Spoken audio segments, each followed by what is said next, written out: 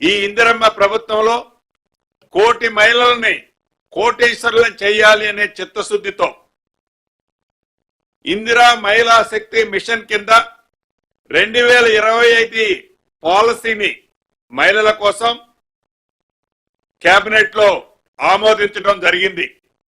ఈ మహిళలు ఎవరైతే ఉన్నారో ఈ ఇందిరమ్మ ప్రభుత్వంలో గతంలో కాంగ్రెస్ ప్రభుత్వము ఇందిరమ్మ ప్రభుత్వం ఉన్నప్పుడు మహిళలకి ఏ రకమైన భద్రత కల్పించి వారి అభివృద్ధిలో వారు ఆర్థికంగా మరింత అభివృద్ధి చెందటం కోసం ఏ రకమైన సహకారాలు ఇచ్చిందో అదే పద్ధతిలో మళ్ళీ ఇందిరమ్మ రాజ్యంలో ఈ 2025 సంబంధించి ఈ కొత్త పాలసీని కూడా ఇంతకు ముందు అడాప్ట్ చేయడం జరిగింది.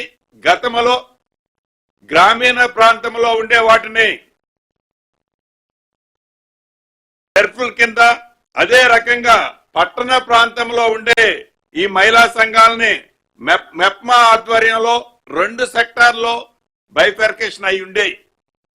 ఈ రోజు కేబినెట్ తీసుకున్న నిర్ణయం ప్రకారం ఇకపై రాష్ట్రంలో ఉండే అన్ని మహిళా సంఘాలు ఒకే అంబరిల్లా కింద ఒకే గొడుగు కింద ఉండాలని కేబినెట్ నిర్ణయం తీసుకోవడం జరిగింది.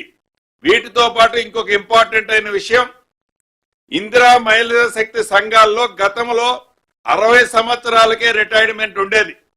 దాన్ని 60 సంవత్సరాలు దాటిన వాళ్ళు అనేక గ్రామాల్లో అనేక పట్టణాల్లో ఇబ్బంది పడుతున్నది గమనించి ఈ ప్రభుత్వం 65 సంవత్సరాలకి దాన్ని పొడిగించడం జరిగింది.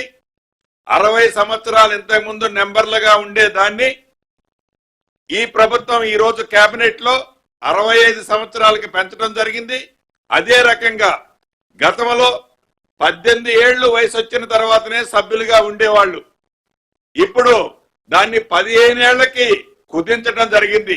అంటే 15 సంవత్సరాల నుంచి 65 సంవత్సరాల వరకు ఈ మహిళా సంఘంలో నా ఆడబిడ్డలు మన ఇందిరమ్మ ప్రభుత్వంలో అది పట్టణాలలో కానీ గ్రామాలలో కానీ సభ్యులుగా ఉండవచ్చు అనేది ఈనాడు కేబినెట్ నిర్ణయం తీసుకోవడం జరిగింది.